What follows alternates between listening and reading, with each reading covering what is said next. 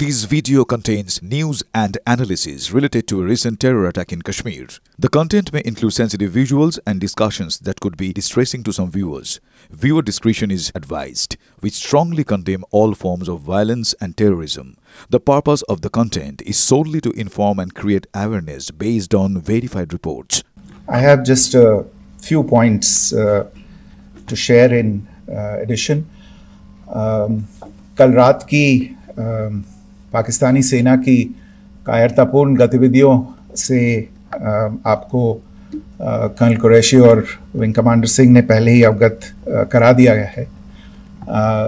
These provocative and escalatory actions that were taken by Pakistan last night were targeted at Indian cities and civilian infrastructure, in addition to some military targets.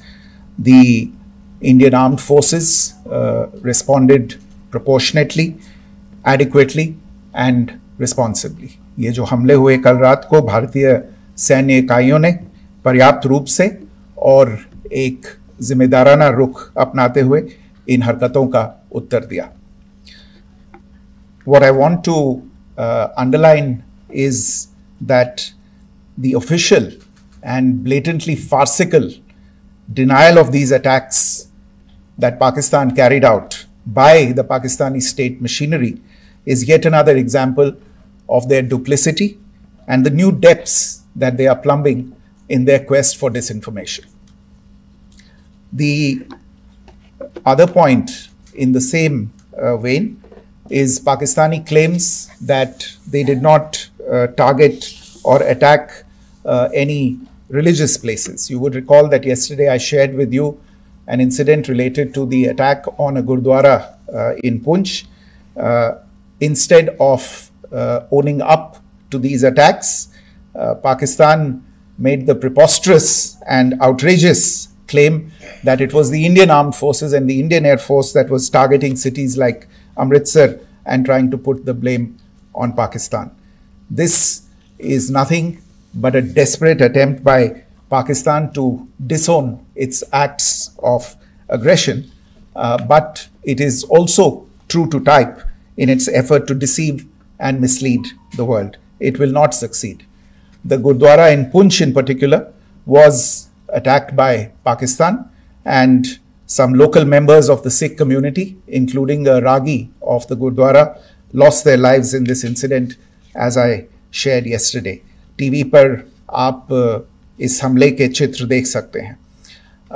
In addition, that we would attack our own cities is the kind of deranged fantasy that only the Pakistani state can come up with.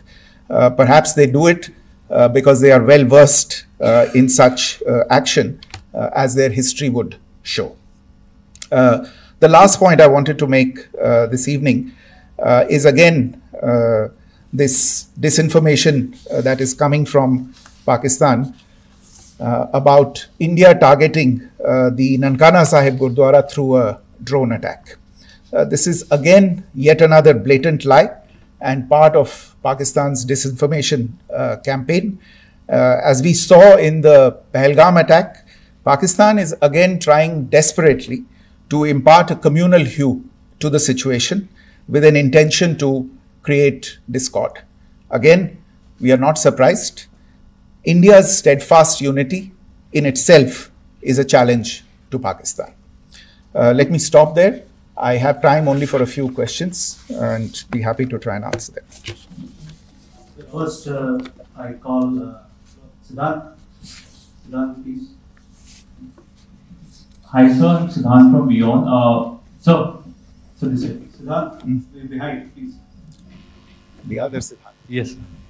Hi, sir. I'm Siddharth from CNN News 18. Sir, I only want to know from you the status of Kartarpur corridor. Is it open or not? If you can. I think you're all aware of the situation along the entire India-Pakistan border and the areas around the line of control. In view of the existing security scenario, the services of the Kartarpur Sahib corridor have been suspended till further directions. We'll update you as and when there is a change in the situation. We have a question here, Rishabh. So, good evening, Rishabh from Times Now. So, you spoke about religious places being hit in Jammu. There's another religious place which is a Carmelite nun church that has been hit. What do you have to say about it, if you can explain that to us? Yeah, actually, we do have some information about this extremely regrettable and condemnable incident during heavy shelling across the line of control in the early morning of 7th May. A shell fired from Pakistan landed just behind the Christ School run by the Carmelites of Mary Immaculate congregation in Puj. Tragically, the shell fired from Pakistan hit the home of 2 students of the Christ School. Both students unfortunately lost their lives and their parents were severely injured. Another Pakistani shell struck a Christian convent of nuns belonging to the congregation of the Mother of Carmel, damaging water tanks and destroying solar panel infrastructure. Several priests, nuns, school staff and local residents took refuge in an underground hall beneath the Christ School during the shelling by Pakistan. The school happened to be closed at the time, fortunately. Otherwise, more losses would have occurred. Again, we have seen the Pakistani side targeting and shelling places of worship with a particular design. This includes gurdwaras, these convents and temples. This is a new low even for Pakistan. You have a question here, Pranay. Sir Pranay Upadhyay Amar Ujala से। Sir कल आपने इसी podium से पाकिस्तान के IMF bailout को लेकर और Indus water treaty को लेकर जो टिप्पणी की थी उसकी पाकिस्तान में काफी तीखी प्रतिक्रिया भी आई और उसके बाद हमने देखा कि पाकिस्तान की तरफ से किस तरीके से लेह से लेकर भुज तक पूरी बॉर्डर के ऊपर जो इन्वेजन था वो किया गया। मौजूदा सिचुएशन के अंदर पाकिस्तान के बेलआउट पैकेज को लेकर और पाकिस्तान के इन अटेम्प्ट्स को लेकर आपका क्या असेसमेंट है? और दूसरा ये भी जानना चाहेंगे कि पाकिस्तान की तरफ से ये जो अटेम्प्ट किया गया था उसका भारत ने अभी तक उस तरीके का कोई जवाब नहीं दिया गया है, तो क्या भारत इसका जवाब देगा जो कार्रवाई हुई है बीते 24 घंटों में?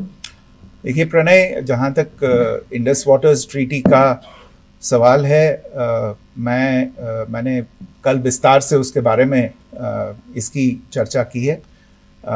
Indus waters treaty is in abeyance and as such I have nothing further to add to the decision that was announced by the cabinet committee on security. जहाँ तक IMF bailout का सवाल है, आपको ज्ञान होगा कि IMF की आज मीटिंग हो रही है। हम वहाँ पे अपना पक्ष रखेंगे और जो हमारा मत है इन चीज़ों को लेके वहाँ पे साझा करेंगे दूसरे मेंबर्स के साथ। ये बोर्ड पे निर्भर है कि वहाँ पे क्या निर्णय होता है। और जहाँ तक जो कार्रवाई हुई है उसका जवाब देने का जो आपने जो प्रश्न उठाया है, जो आज ब्रीफिंग हुई है, जो आपको सूचना मिली है, मैंने भी कहा है कि जो आज सवेरे तड़के सवेरे जो गतिविधियां हुई, भारत ने उनका एक जिम्मेदाराना पूर्ण तरीके से और एक पर्याप्त तरीके से उसका जवाब दे दिया है। सिद्धांत। Hi sir, Siddhant from Beyond. Sir, the External Affairs Minister has spoken to many of his counterparts around the world. Yesterday he spoke to the US Secretary of State Marco Rubio. So what were the key areas of conversations during that call? Yes, the minister had a conversation with the US Secretary of State. As you can imagine, the focus of discussions was the terrorist attack in Pahalgam and the response that India mounted after that on the 7th of May. The Secretary of State shared his thoughts on these developments with the minister. The minister deeply appreciated the US's commitment to work with India in the fight against terrorism And he also underlined the targeted measures that India had taken in connection with Op Sindoor. The minister also underlined that India would firmly counter any attempts at escalation from there. But in follow-up to that, as you are aware, there have been a number of other conversations. The minister had a conversation with the UK Foreign Secretary, David Lammy, today. There too, the discussion centered around countering terrorism, for which there must be zero tolerance. And I understand just a short while ago, the External Affairs Minister has also spoken to the Foreign Minister of Norway, Espen Barth Eide, which was also focused on recent developments stemming from the terrorist act in Pahalgam. One last question, Sudhi. Sir, Foreign Secretary, thank you for doing this. Sudhi Ranjan from Bloomberg. Foreign Secretary, India had struck Bahawalpur the other day, which is also connected with the murder of one of us, journalist Daniel Pearl. If you could give us an understanding of what exactly are the reports that you're getting. You're right. Bahawalpur is the headquarters of the Jaish-e-Mohammed terrorist group that is proscribed by the United Nations. Its leader, Maulana Masood Azhar, is a proscribed individual. It is, you brought up the connection with the tragic death or killing of Daniel Pearl of the Wall Street Journal. The Jaish-e-Mohammed was in some way directly or indirectly responsible for the death of Daniel Pearl. But the real connection is through Ahmed Omar Saeed Sheikh, the British Pakistani jihadi who was held in India but was finally released in 2000, and he was the person who lured Daniel Pearl to his eventually leading to his murder. So these are all obviously connected figures, connected individuals, connected institutions, and the attack on Bahawalpur, on that facility of the Jaish-e-Mohammed in Bahawalpur is, I would imagine, a fitting part of this unfortunate incident. Thank you all. Thank you, sir. With that, we come to the closure of this press briefing. Thank you very much.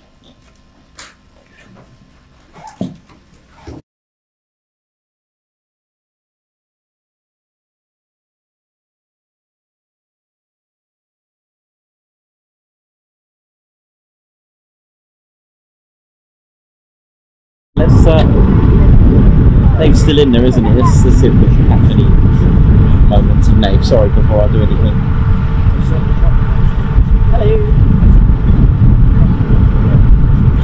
Now it's taking out of TV9 Okay. But do I still stay on here? Okay then. The bed tents out. What are they doing? It looks like they've gone to sleep. They're relaxing. So Nave's about to get out of the typhoon. You can, have you got your binoculars? Have a look. Which one across? Yeah, the first one in actually. First one in? No, the second one actually. Sorry, second one. Second one in. Okay. He hasn't got out yet, but they're getting the ladders out ready now.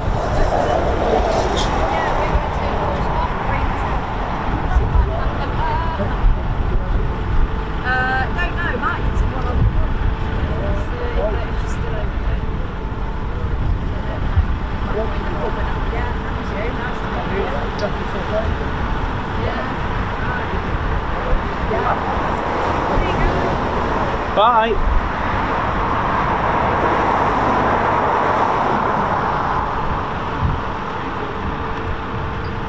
They go to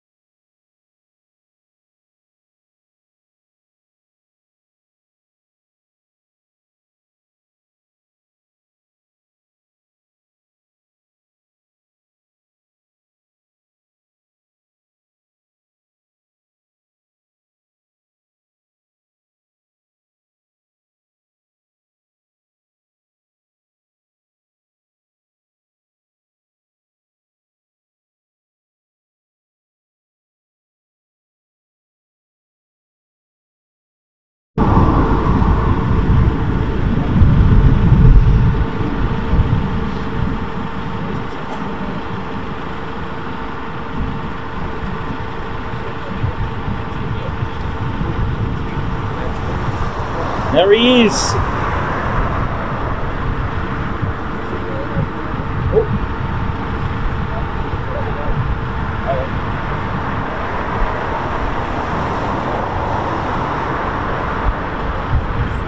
Here comes Wingy.